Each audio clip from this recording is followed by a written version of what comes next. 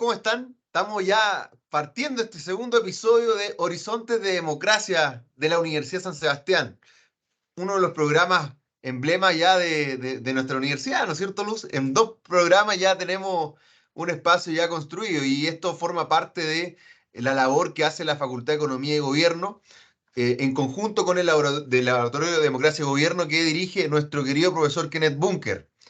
En ese contexto saludamos a todas las personas que nos están viendo, que nos están escuchando y que hacen posible que este espacio pueda desarrollarse con todo el ánimo de poder ofrecer una alternativa vinculada a nuestros temas, a nuestros debates que obviamente nos mueven tanto como Facultad de Economía y Gobierno. Así que en ese sentido quiero saludar a nuestros panelistas, a Luz Poblete, nuestra secretaria general de la Facultad de Economía y Gobierno, quien es una de las personas que obviamente empuja y hace posible que como facultad podamos sacar adelante nuestro objetivo. Así que, ¿cómo estamos, Luz? Muy bien, Hugo, muy bien.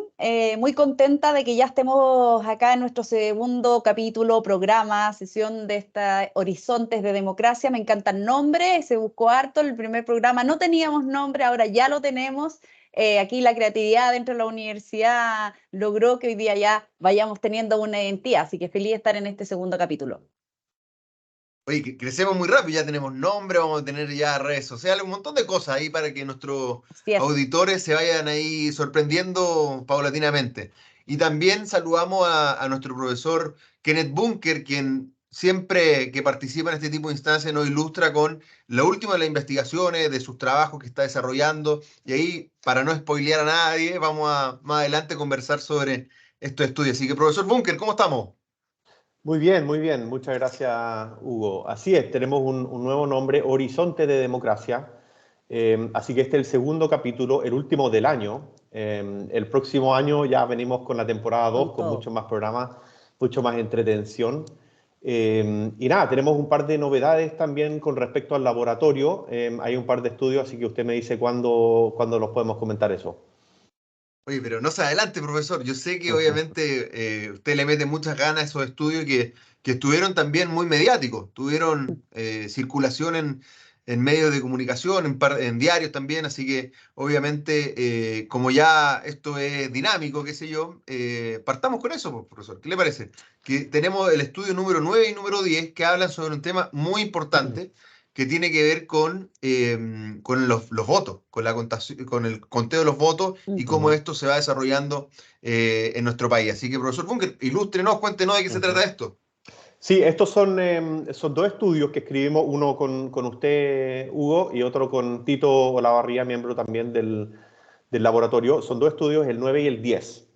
Y lo que hacen estos estudios es que toman la hora en que se reportan los distintos escrutinios de las mesas con los resultados de las elecciones reportados, y nosotros lo que hacemos básicamente es comparar esos reportes con el resultado final. Entonces, la verdad es que es el primer estudio en Chile, y son bien pocos de estos, incluso en el mundo, que revisan la velocidad en que se cuentan los votos. Porque en Chile siempre se dice que el CERVEL es muy eficiente, ¿no? Que cuentan los votos muy rápido, pero esto finalmente le pone una hora precisa con respecto a cuándo podemos saber las elecciones. Y de hecho salió en las últimas noticias, quizás algunos lo leyó el domingo de la elección. Y de hecho, hoy día nuevamente hay una nota sobre eso en las últimas noticias que están revisando otra vez, mirando por qué es tan eficiente cómo cuentan los votos CERVEL. Así que dejamos a todos invitados a revisar esos dos estudios. El estudio 9 y 10 está en nuestra página web, o lo pueden pedir directamente a nosotros, los profesores de la facultad.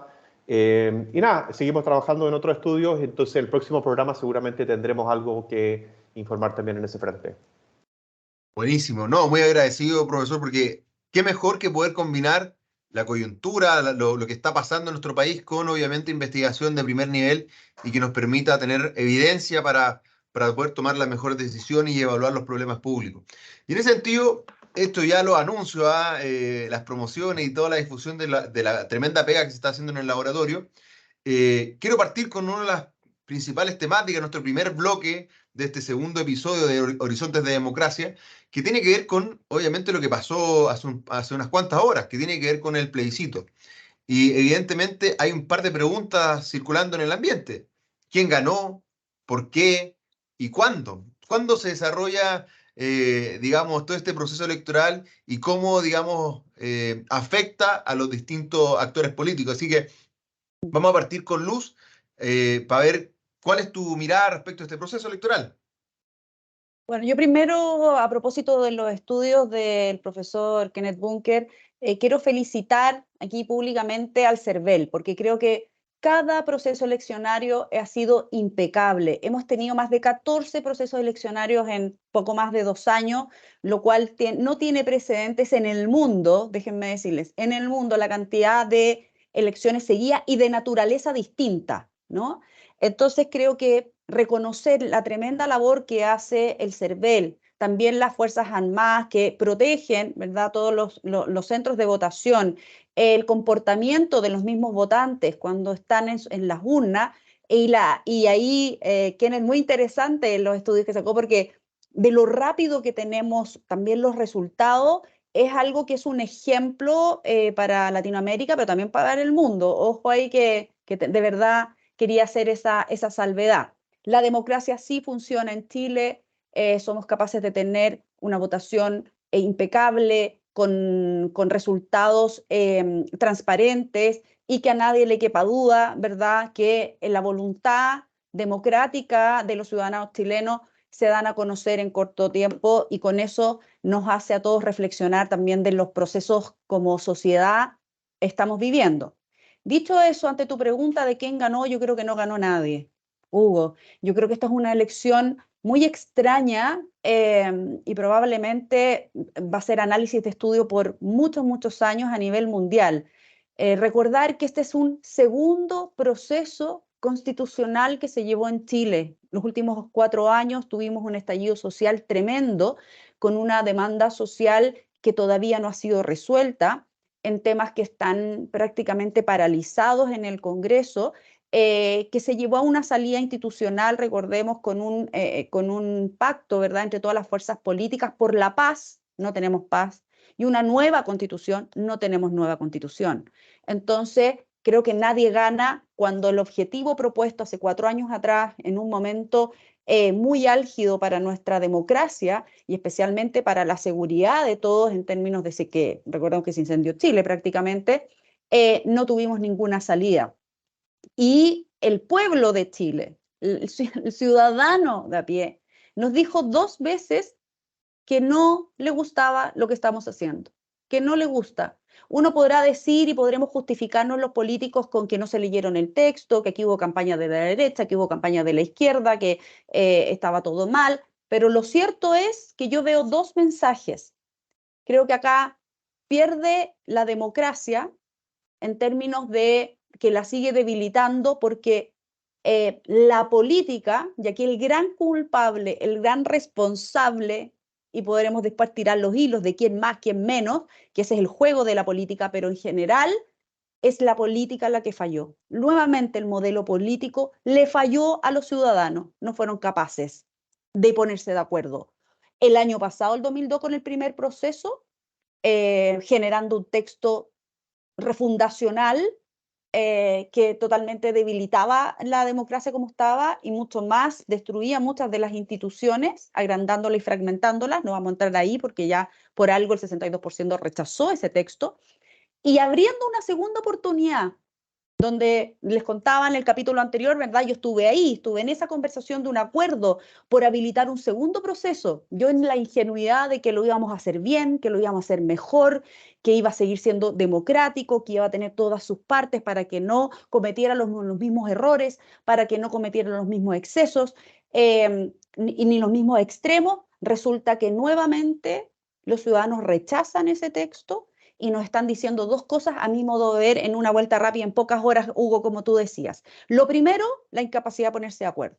Es como decir, oiga, hasta que ustedes no hagan algo en que todos estén pensando en los chilenos y no en su propio partido ni en su propia ideología, nosotros no vamos a aceptar lo que están haciendo para sus propios intereses. Y en lo segundo, en ese sentido, porque no es solamente la capacidad de ponerse de acuerdo, sino que poner los pies en la tierra y empezar a preocuparse de los problemas y las demandas de los chilenos, en temas que son realmente importantes, como son, en este caso, las pensiones, que sabemos que la seguridad ha sido el primer foco, las pensiones, segundo, la salud y la educación, que son temáticas que son bastante grandes y que no ven que la política los quiera resolver y no, porque no están escuchando realmente y no se están conectando. La política no se conecta con la realidad. Nos llenamos toda la boca de la conexión y el escuchar cuando las temáticas en realidad que se están dando, las propuestas que en este caso pueda hacer el gobierno y la actitud también de una oposición tienen que jugar para un solo objetivo, que es el bienestar de todos los ciudadanos. Me quedo ahí para seguir conversando. Perfecto, muchas gracias, Luz.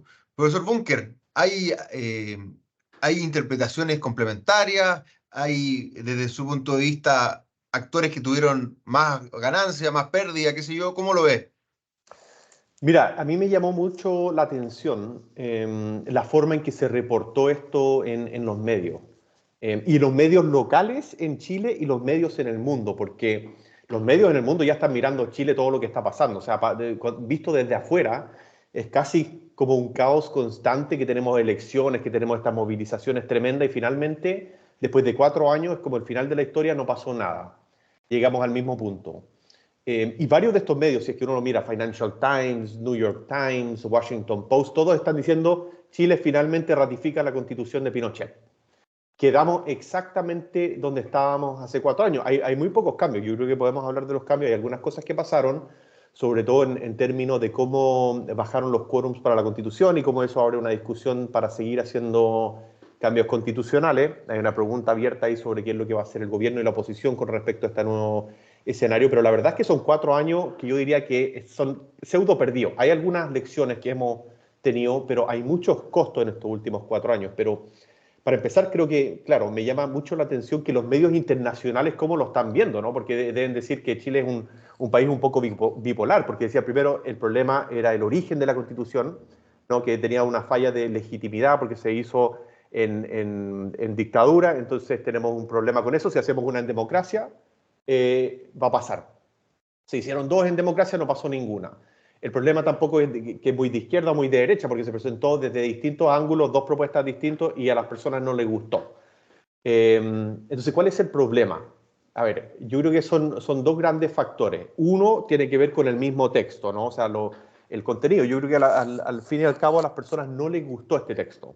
Como el primero no les gustó, tampoco les gustó el segundo. Creo que si hubiese sido lo suficientemente, si es que hubiese apelado al votante medio, hubiese ganado aunque sea por un voto, pero no fue así. Creo que hay un error táctico de la forma en que se planteó el texto desde un comienzo. Creo que hay algunas cosas que se podrían haber dejado fuera, habrían otras que podrían haber entrado, pero finalmente se terminó perdiendo porque no era el texto que se esperaba. Lo que no quiere decir que es igual de polarizado que el primer proceso, porque no creo que eso sea cierto. El primer proceso se perdió con 62%, el segundo con 56%. Entonces yo creo que hay una polarización y hay una dominación de cierto sector político, pero es asimétrico. Hay un sector, en el caso del primero, que dominó más y que fue un poco más extremo que en el segundo caso. En el segundo caso yo creo que es una propuesta mucho más moderada.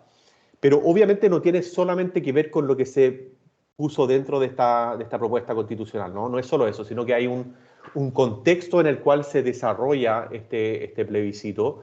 Y creo que, si es que nada más, es la fatiga constitucional. Hay una fatiga constitucional en Chile donde no es que las personas están cansadas de ir a votar, ¿no? O sea, no es que están pasando muchas cosas, no quiero escuchar más política. Es que yo creo que hay una fatiga constitucional en el sentido de que las personas están cansadas de escuchar esta idea de que la Constitución resuelve todo, ¿no? No es la Constitución la que va a resolver todo, y yo creo que las personas, al fin y al cabo, decidieron que, independiente si es esta Constitución u otra, si es que comienza otro proceso, no se va a resolver. En estos últimos 4 años, el país está peor de lo que estaba antes. Hay problemas en términos de educación, hay menos oportunidades de trabajo, la inflación sigue estando alta, hay una crisis de seguridad. Entonces, hay muchos problemas. Ese fue el costo de haber entrado en esta discusión. Entonces, las personas también rechazaron la propuesta porque dicen, bueno, quizás no estábamos tan mal como nos decíamos. Mejor quedémonos con lo que tenemos, porque finalmente es algo que era funcional, ¿no? Cuando uno mira en el caso de Chile, en América Latina, incluso en el barrio, no estábamos tan mal. Y yo creo que eso finalmente también es un mensaje que queda después de ver toda esta propaganda, de ver toda la campaña, de ver las distintas posiciones, es que la verdad es que finalmente el problema no era la Constitución. Entonces, nada, volvemos a estar al mismo lugar donde estábamos hace 4 años. Hay un par de cosas que son distintas, como decía, con el quórum, pero yo creo que los costos de haber entrado en esta conversación son mucho más grandes que los beneficios. Muchas gracias, profesor. Si usted me permite una reflexión, yo creo que Luz decía algo que es súper importante, que aquí no hay grandes ganadores. Conversamos con un profesor reconocido dentro de la plaza, de que a fin de cuentas, antes de la elección, ¿quién iba a estar celebrando? Y las celebraciones fueron, entre comillas, muy acotadas, hubo, digamos, mucha sobriedad de parte de ambos, digamos, comandos, qué sé yo, los derrotados, pero también obviamente quienes, entre comillas, vencieron, pero básicamente habla de la situación agridulce en la que nos encontramos. Entonces, en ese sentido, creo que las reflexiones que nuestros panelistas han generado reflejan de buena forma lo que fue el resultado de la elección. Ahora, entrando ya de lleno en uno de los segundos temas que nos interesa abordar en nuestro segundo programa de Horizontes de Democracia, el podcast o el espacio de discusión, perdón, de nuestro laboratorio de democracia y gobierno, tiene que ver con el escenario político que viene a continuación.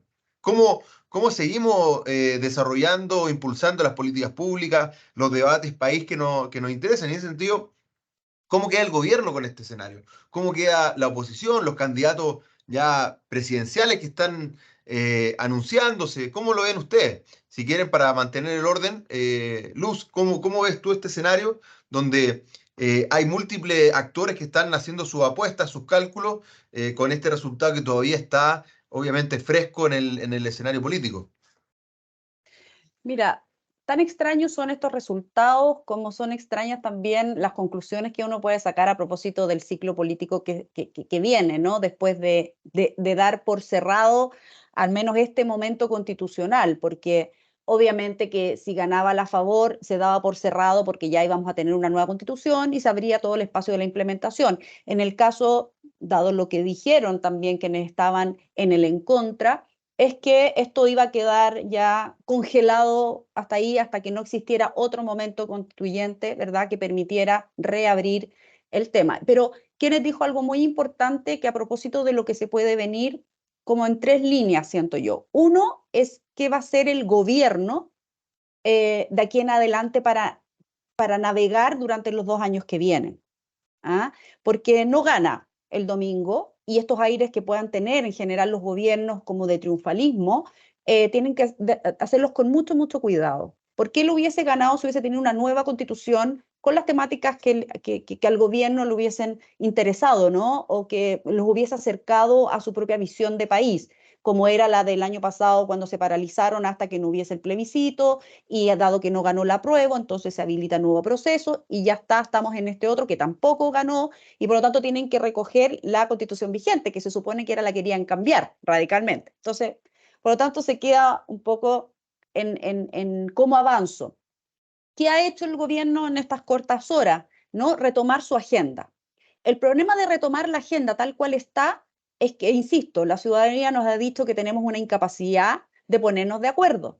Si él no flexibiliza, si él no actúa con humildad, si no baja las barreras de entrada para poder negociar, conversar, parlamentar con la oposición, le va a ser muy difícil avanzar en estos 2 años y va a terminar siendo un gobierno del inmovilismo, que al final las circunstancias externas, tanto la economía mundial, tanto las circunstancias externas de procesos constituyentes, tanto, o sea, en las 3 veredas, ¿no? Tanto lo social, en términos de la migración, de la seguridad, lo va a terminar inmovilizando más de lo que ha estado estos 2 años. Entonces, creo que ahí él tiene que hacer un cambio de switch y de activarse desde la humildad, desde la apertura, desde la flexibilidad, para poder llegar a algún acuerdo con una oposición que queda golpeada, por supuesto, con estos resultados, pero ni tan golpeada, porque convengamos que la mayoría de la derecha no tenía ganas de cambiar la constitución vigente, por lo tanto, en ese sentido se queda más o menos igual, pero sí con la idea de poder avanzar en las materias que realmente le importan a la gente. Entonces, creo que ahí tiene que ser un cambio de switch, no seguir insistiendo con el pacto fiscal tal cual como está, con la reforma de pensiones tal cual como está, sin querer flexibilizar, como pensando o imaginándose, teniendo la fantasía de que él ganó, que el gobierno hubiese ganado algo en el plebiscito recién pasado. El Congreso, por otro lado, tiene algo que Kenneth dijo, que el profesor Kenneth dijo, muy importante, tiene el 4/7. Y ese es un arma de doble filo, si me permite el profesor y me puede retrucar después. Un arma de doble filo. O sea, o la izquierda agarra ese 4/7 y teniendo alguna manera, alguna mayoría circunstancial, hace cambios que van por el camino refundacional, por ponerlo en el extremo, o aprovecha la política de reivindicarse vía reformas y aprovecha de hacer los cambios que quedaron plasmados, porque como decía Kenneth, no es que estos 4 años no hayan pasado nada, nos quedamos con una constitución vigente que, recordemos, la matamos hace 4 años atrás, la matamos, la deslegitimamos y después en 2 procesos la ciudadanía la vuelve a legitimar. O sea, aquí el ave fénix de la constitución de los textos es una cosa impactante. Entonces, ¿por qué no aprovechar esos 4/7 y reivindicar a la política con reformas realmente importantes? Y ahí me voy a quedar con una, porque es la que le importa también al Laboratorio de Democracia y Gobierno de esta institución, ¿verdad? Que es la modernización del Estado, el sistema político, que no le importa a nadie en términos de la ciudadanía, pero créanme que cuando eso ocurre y las personas correctas están en el lugar correcto, las cosas avanzan y mejoran. Oye, no puedo evitar mencionar lo que voy a decir, que cuando hablaba Luz del ave Fénix, no puedo no recordar, sobre todo en la época que estamos en el año, de una película de Bruce Willis, de Duro de Matar. En el fondo, eh, ha sido más complejo el proceso de cambio constitucional de lo que muchas personas pensaron. Entonces, en ese sentido, más allá de la anécdota, creo que habla también de parte del diseño institucional que tiene nuestro país, que las instituciones a veces con todos los problemas que pueden tener, son a fin de cuentas lo que queda y más allá de todos los procesos que estamos en los dime y direte, qué sé yo, son las instituciones las que quedan. Así que en ese sentido, profesor Bunker, ¿qué nos podría agregar? Obviamente son temas que están todavía muy, como dicen los expertos, muy líquidos todavía para poder sacar conclusiones muy profundas, pero queremos obviamente su reflexión. Sí, bueno, es verdad que el escenario está líquido y creo que todavía tenemos que interpretar mucho cuáles son las señales que vienen saliendo del gobierno, de la oposición, de los distintos sectores. Pero estos sectores no operan en el vacío, ¿no? Hay una estructura institucional dentro del cual ellos recogen los incentivos. Y creo que el punto central, si es que yo pudiese decir que algo, lo más importante que cambió en los últimos 4 años a nivel institucional es precisamente la caída del quórum, digamos, para hacer reformas constitucionales de 2/3 a 4/7, ¿ya? Entonces, eso es muy importante porque lo que se criticaba de la Constitución antigua era que era bastante rígida, de que no permitía cambios constitucionales. Y lo que acaba de ocurrir en estos últimos 4 años es que los 2/3 que se necesitaban para cambiar la Constitución ahora son 4/7. Entonces, es mucho más fácil. Y eso es importante porque en la campaña del referéndum de salida, el gobierno decía, el sector del oficialismo decía, que no hay un tercer proceso, que no viene un tercer proceso. Pero no se necesita un tercer proceso si es que se pueden hacer los cambios por medio del Congreso, ¿no? Entonces eso va a ser bastante importante en términos de tratar de anticipar qué es lo que quiere hacer el gobierno. El gobierno, si que quiere hacer cambios que son importantes, lo puede hacer con 4/7 por medio del Congreso, puede tratar al menos, ¿no? Entonces, que se haya cerrado este último proceso constitucional no significa que se haya cerrado el debate constitucional. La conversación puede seguir perfectamente y de hecho yo creo que va a seguir adelante la conversación en el sentido de que muchas de estas reformas que quiere hacer el gobierno, cosas que son de fondo, como lo tributario, como lo de pensiones, se va a tramitar por medio del Congreso con estos 4/7. Ahora, la pregunta es si tienen los votos o no. O sea, en este minuto, si es que uno cuenta los votos, no están los 4/7. De hecho, el Senado está dividido 50-50. Entonces, no están los votos para hacer esos 4/7. No sé de dónde el gobierno puede sacar esos votos ahora. Yo creo que va a ser muy difícil para el gobierno dejar su agenda de lado, porque recordemos que este es un gobierno que llegó al poder netamente criticando el sistema, el modelo, la constitución vigente, y resulta que ahora quedaron exactamente donde mismo. Entonces, para ellos va a ser muy difícil quedarse tranquilos con eso. Van a tener que hacer algo, pero con 4/7 en el Congreso va a seguir siendo un poco alto. Mi intuición es que lo que va a pasar hacia adelante es que las próximas elecciones, la municipal del próximo año y la parlamentaria, se va a volver un tema muy importante estos 4/7 y esas elecciones se van a volver fundamentales ¿Cómo lo fue la elección del 2013 para ver si es que se llegan a los quórum mayoritarios para hacer los cambios constitucionales? Entonces creo que si algo deja esto, se cierra el proceso constitucional como un proceso donde hay un órgano, una asamblea, una convención o un consejo elegido, pero la discusión va a seguir. O sea, este es un sector político que necesita hacer los cambios y que depende de una base política también que se piden esos cambios. Entonces creo que eso es algo a considerar hacia adelante. Muchas gracias, profesor. Y antes de pasar a nuestro tercer bloque, en pequeños, digamos, pregunta express, necesito a ver si me pueden, digamos, responder lo siguiente, porque parte de la pregunta de este bloque 2 tiene que ver con cómo vemos la situación hacia el futuro. Yo sé que es complejo hacer futurología y obviamente especular respecto a los candidatos presidenciales, pero ¿cómo ven la cosa respecto a esa temática? Ojalá para no, digamos, meternos en la pata de los caballos, sino que una reflexión más general. ¿Qué opinan respecto a los candidatos presidenciales que ya se están vislumbrando? Bueno, efectivamente lo que al menos muestran las encuestas entre Evelyn Matei, por el lado de la derecha, ¿no? Entre Evelyn Matei y José Antonio Kast son evidentemente los líderes más visibles de este proceso y los que se proyectan presidenciables para nuestro sector.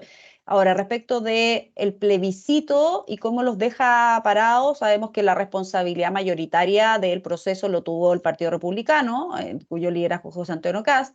Ahora él tiene una doble justificación y siempre lo decíamos, él nunca quiso este cambio constitucional y tomó este fierro caliente y terminó como terminó. ¿Qué tanto le pueda pegar eso? También va a tener que ver con cómo él se proyecta de aquí en adelante, como con su relato de nosotros no lo queríamos, hicimos todo lo posible. La izquierda no quiso flexibilizar, no votó este texto, y por otro lado, siempre hemos estado nosotros en la temática de la seguridad y de los problemas de la gente, que sí estamos haciendo la pega en el Congreso con todos nuestros parlamentarios, porque si no fuera por los votos de la centro-derecha y la derecha, la agenda de seguridad, que no es una agenda prioritaria para este gobierno, no habría podido avanzar en el tema que hoy día es más prioritario. Entonces, si sacara por ahí su relato, podría fortalecer su liderazgo y llegar a esas presidenciales del 2025. Evelyn Matei, por su parte, como ella partió dudosa respecto de aprobar o no este texto, también podría jugársela por un relato de tenía mis legítimas dudas respecto de eso, me la juego porque yo soy seria en esto y soy responsable en esto de que si bien puedo tener mis legítimas aprehensiones respecto de cómo se estaba dando por el rol que tuvo Republicano, que no era el rol que jugó Chile Vamos, que era mucho más puente, ojalá hubiese sido esta la propuesta del gran acuerdo nacional, de la transversalidad absoluta política para poder cerrar este ciclo bien con un buen texto, y eso no se dio, en algo igual, entonces Evelyn Matei intuitivamente tenía razón. Y eso no le quita su mérito de su habilidad política para poder volver a reinventarse y surgir de nuevo con fuerzas, porque sí creo que tuvo un costo ahí también este tránsito a su decisión y jugársela por una opción que ella sabía que estaba muy difícil de que fuese aprobada. Ella tenía esa visión y siempre la dijo y fue muy sincera en esto. Yo creo que aquí se paga la consistencia también, la transparencia, la firmeza y la claridad de reconocer cuando las cosas no se están haciendo bien. Y para poder también diferenciarse del candidato. Por el lado de la izquierda no veo figuras de liderazgo muy fuertes. Sabemos que por el lado más del Frente Amplio y el comunismo, Camila Vallejo, pero siento que la sobreprotegen tanto que esa figura no sé qué tanto va a poder surgir. Sabemos que quien está en el gobierno es difícil darle un rol importante, sobre todo si eres la vocera. Y por el otro lado, la ministra del Interior, que sabemos que es una candidata también posible para el sector de la izquierda. Vamos a ver cómo se la sigue jugando por la agenda de seguridad, que claramente no ha sido mérito de ella, sino que más bien de la oposición. Me quedo ahí porque sé que estamos ahí corto tiempo y quiero escuchar las preguntas de los estudiantes. Profesor Bunker. No, sí, eso yo estoy de acuerdo con ese resumen general del panorama, digamos, como más presidencial. En el caso del oficialismo en particular, no hay candidatos. O sea, Luz mencionó a Toá y a Vallejo, dos ministras, pero la verdad es que no prenden mucho. Veo muy difícil a este gobierno sacarlas adelante, sobre todo con todo lo otro que está pasando, ¿no? Porque aquí hay todo un tema sobre lo constitucional y después está la política diaria, o sea, la política que enfrenta este gobierno día a día y la situación de las personas. O sea, el presidente Boric no es un presidente muy popular, que digamos, ¿no? O sea, no ha logrado, está ahí en el 30% y tiene que ver con las condiciones de vida. O sea, si es que las cosas estuvieran un poco mejor, quizás estaría un poco más alto, quizás si las cosas mejoran, él también va a mejorar su evaluación y va a poder dejar algún tipo de sucesor. Pero hasta ahora no hay nadie. O sea, yo creo, lo veo muy difícil que Toá instale una candidatura presidencial e incluso Camila Vallejo, porque como vocera se ha metido, digamos, en la pata de los caballos tratando de explicar cosas que son casi inexplicables, ¿no? O sea, eso va a volver algún día y va a ser bastante difícil sacar un discurso más que le pueda rendir fruto. Lo que yo estoy pensando, lo que he escuchado también y digamos lo que todos estamos escuchando es que tendría, en esta ausencia de una figura que venga directamente del gobierno, habría que apelar a alguna figura que venga, que todos conozcamos, ¿no? Alguien que venga con un poco más de peso. Y ahí está Michelle Bachelet, que hace esta entrada, digamos, de cierto modo triunfal el día de las elecciones, dando su opinión con su personalidad de siempre, ¿no? Y imponiéndose un poco en el debate. Ahora que puede, perdón, ahora que puede ir a la reelección. Ahora que puede, porque eso es un buen punto, porque si pasaba la propuesta Exacto. constitucional, ninguno de los expresidentes podía y ahora efectivamente ella puede ser candidata. Entonces, ahí hay una pregunta, ¿no? Porque yo creo que Bachelet no es la Bachelet del 2005, no es la Bachelet del 2013, pero es una Bachelet mucho más en línea con este gobierno. Entonces, por ahí se entiende cómo ella podría ser sucesora a Boric, pero nada, yo creo que el país por este minuto tiene muchos problemas, creo que el gobierno se debiese ocupar de eso y creo que hay muy poco espacio para que el gobierno pueda participar en esta discusión presidencial, ¿no? Entonces uno esperaría que al menos los ministros se marginen de todo tipo de debate que les pueda servir para lanzar una candidatura presidencial y en eso veamos el próximo año, sobre todo después de las elecciones municipales, cómo se reordena el panorama político por dentro.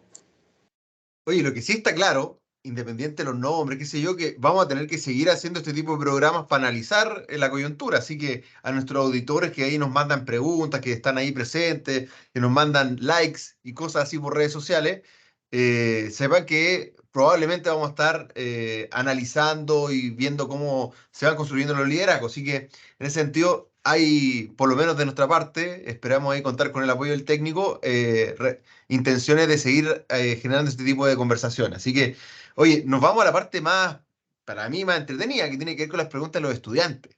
Que obviamente ahí le mandamos un saludo a todos nuestros estudiantes de Administración Pública, de Ingeniería Comercial, que están participando cada vez de forma mucho más frecuente, enviándonos sus preguntas, sus comentarios, etcétera.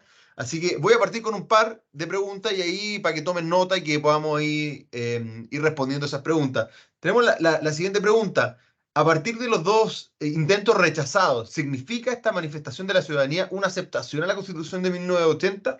Por otro lado, ¿qué cambios legislativos podrían considerarse ahora como alternativas para abordar las demandas de la población? Y la tercera, y con eso terminamos la primera ronda de preguntas, ¿cómo podría esta decisión impactar la participación política y la confianza de la ciudadanía en las instituciones del país? Son preguntas importantes, contundentes, que han hecho llegar nuestros estudiantes y que obviamente es la idea de que podamos tener este espacio para ir creciendo, también desarrollando nuestras inquietudes y obviamente agradecemos a nuestros queridos estudiantes que contamos con el apoyo de algunos de ellos para canalizar estas preguntas. Así que, si quieren, para invertir el orden, profesor Bunker, partamos con usted y después ahí remata Luz con una mirada general de las tres preguntas. Sí, en la primera pregunta ahí de Felipe Banda, sobre la aceptación de la Constitución de 1980. Ahí hay varias cosas que a mí me parecen un poco extrañas. Primero, es la Constitución que fue originada en 1980 y después reformada en 2005. Y creo que ya a este punto es mucho menos de 1980 y se ha reformado tantas veces que la verdad que es una Constitución en democracia.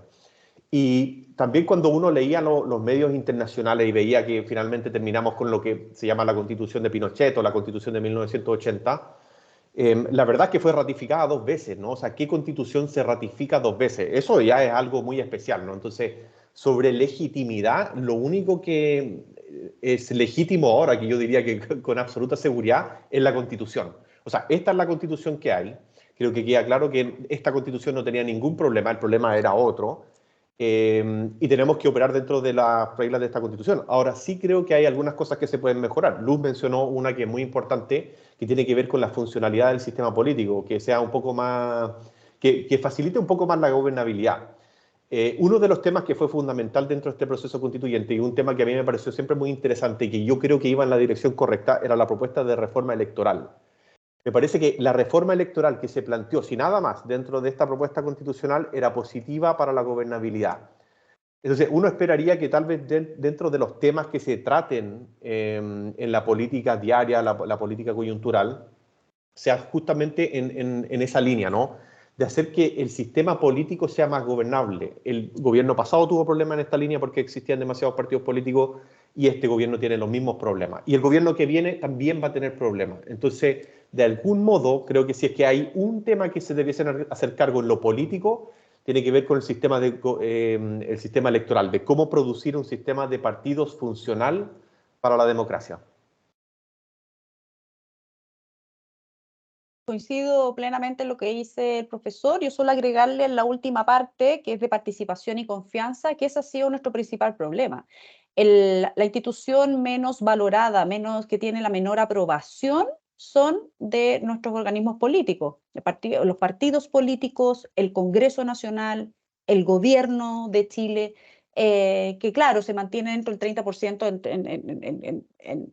que es como un voto duro, ¿no? Que el perdonazo, el que le perdona todo, el que es incondicional, el que tiene toda la lealtad absoluta, cosa que no le pasó al gobierno anterior. Sin embargo, las instituciones como el Congreso y los partidos políticos, que son los que sustentan el sistema, tienen una bajísima aprobación. O sea, ahí hay un problema de confianza real.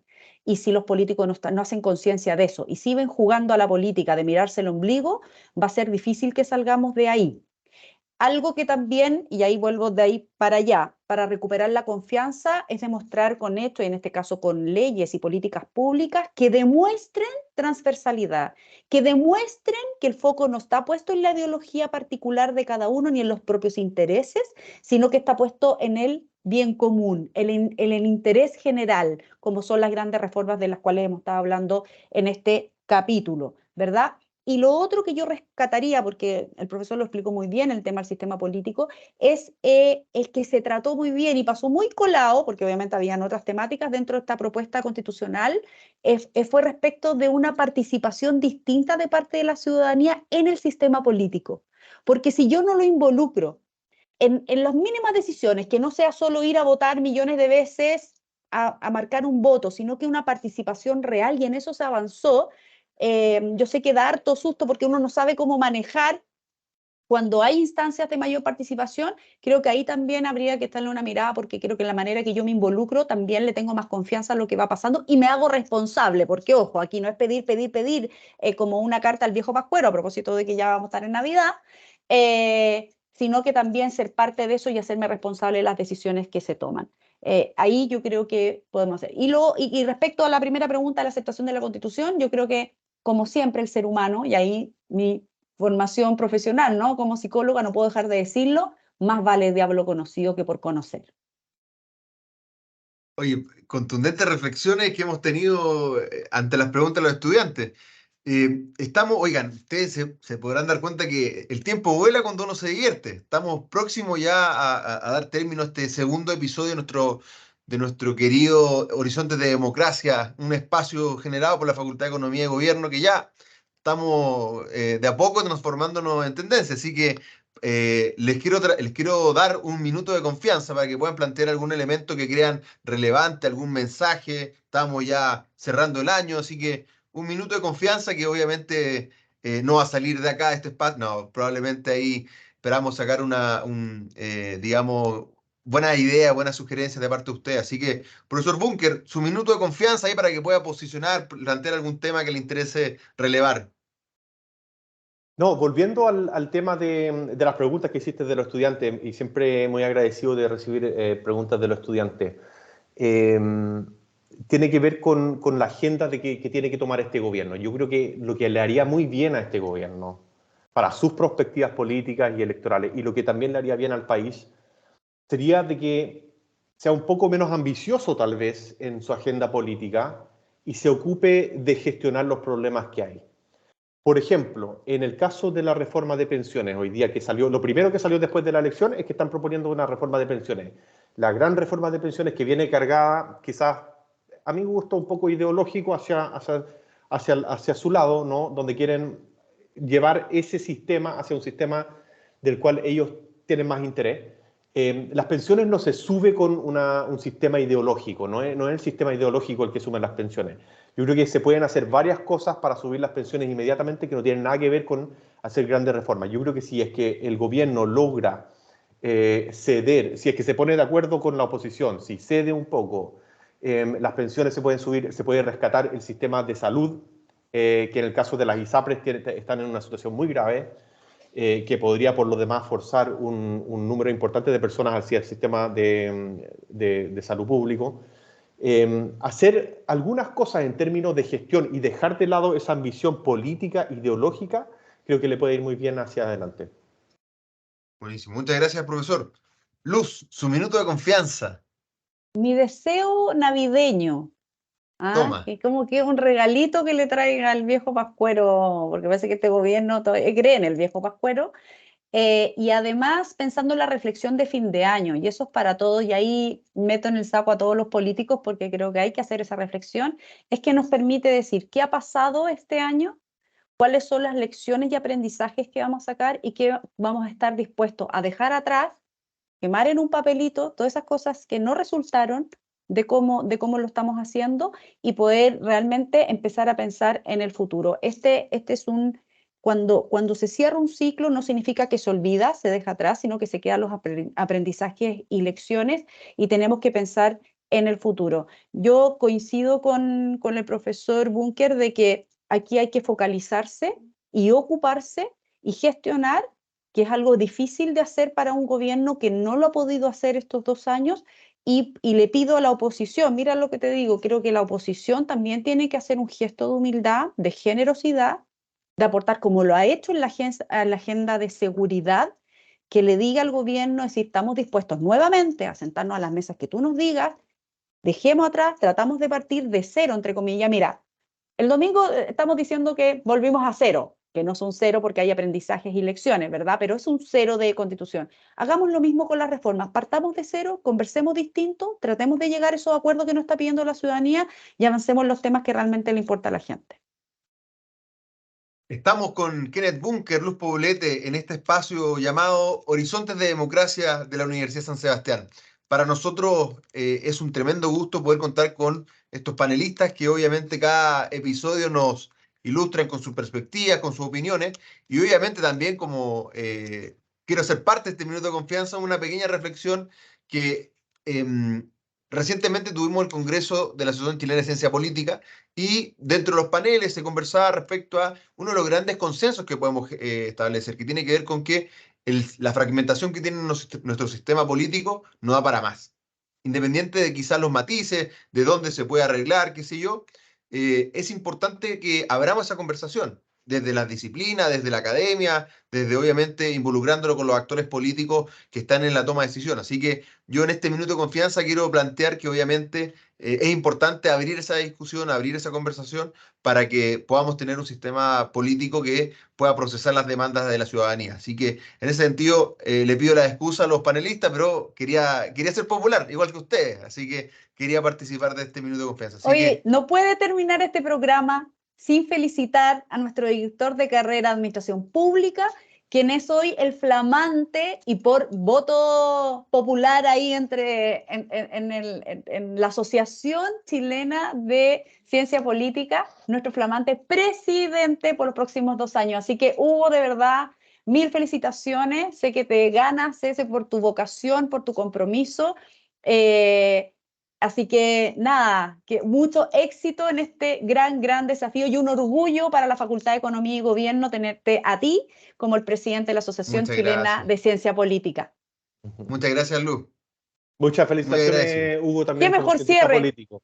Oye, pero qué sin broche palabras. De oro, imagínense. Broche de oro para este segundo capítulo de Horizonte de Democracia. Espectacular. Así que nos vemos en una nueva entrega. Saludos a todos nuestros auditores, las personas que nos están mirando y a seguir conversando, debatiendo sobre los temas que tanto nos interesan y tanto nos mueven. Un abrazo, nos vemos. Chao. Chao, chao.